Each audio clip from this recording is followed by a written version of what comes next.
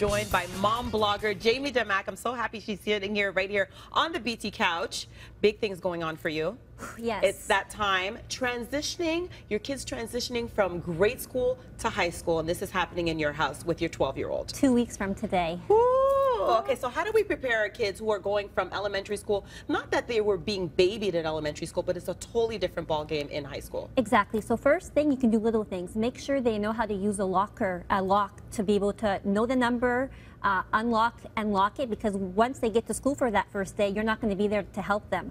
Also, if they're walking a new route, taking the city bus, it's time to make sure they know how to transition and maybe change buses, or if they're going to be carpooling with other families, make sure they know the routine, because the more they know, they'll have less insecurities when school starts. And that's an important one, because a lot of people probably don't even realize, oh my goodness, we're going from the school bus to the city bus, and some kids don't even ride the city bus right now at all. So it's a question of safety as well, making sure they're safe and everything. So what are some of the ways that you're helping your daughter with the transition? So I decided to do something fun. I created a locker kit for her that she can have in her locker at school. And it's a bit for me too, because I know that she'll have everything she needs if something occurs, because my daughter used to always come home every day for lunch. Now she's leaving for the whole day. So I put in Kleenex, some change. I got her some little CoverGirl lip gloss that she could have a little touch of makeup.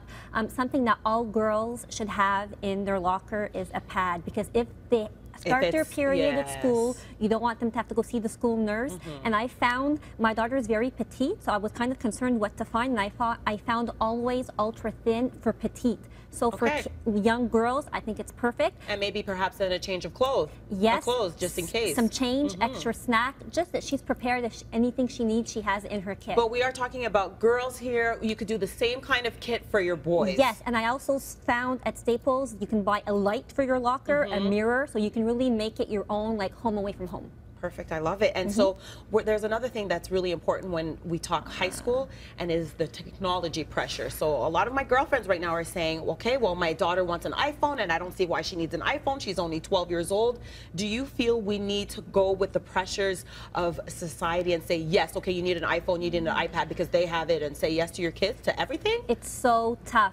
And I have to say, this starts now in elementary school, because my daughter came home. Elementary school? Oh yeah, last year my friends have mini iPads, they have tablets. What do we do? So I think as parents, you have to sit down and have a conversation and decide what you really want for your family and stick to it.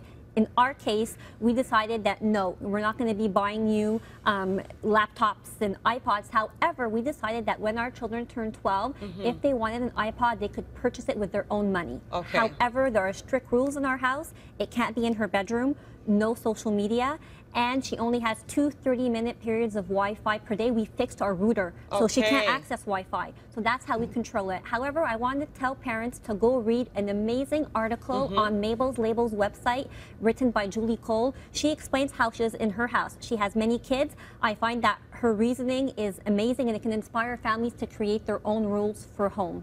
Well, absolutely. I mean, I do have 2 young children. They're not in high school yet, but I do not allow them, don't think I'm horrible, but I don't allow them to watch TV during the week. And I started this when I used to work 9 to 5, because I would get home at around 6 p.m. and then we would have 2 hours before they went to bed. So Monday to Thursday, there's no TV allowed or video games or anything at the house, but on the weekends they are allowed. My house is the same thing. No video games. School days, Monday to Friday, you can't play. Only on the weekends. And final words on how to be calm and patient into their entry into high school? You have to be present. Marie-Ève Ross, the high school teacher, explained to me that parental presence is one of the key factors in our teenagers succeeding in high school.